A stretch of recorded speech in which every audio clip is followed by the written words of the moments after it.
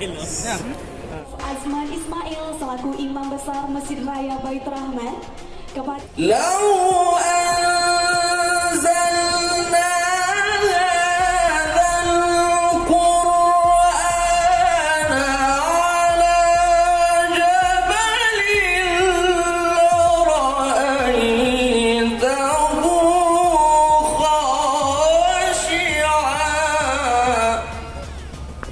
الرحمن الرحيم مالك يوم الدين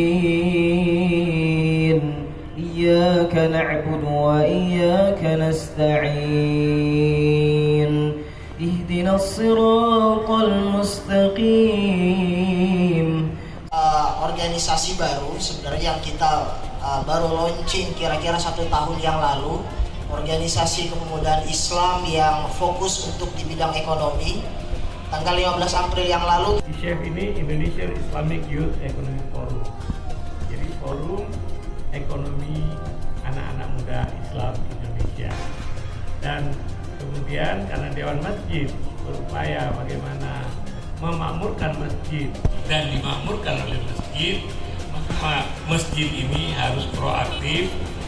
Wisatawan asal Malaysia datang ke Aceh, datang ke Banda Aceh untuk bisa sholat dan Ramadan di Masjid Baitur Rahman.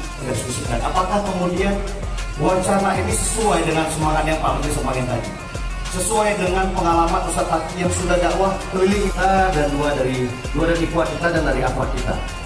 Silakan, ada penanya, tunjuk tangan. Dari sahabat saya.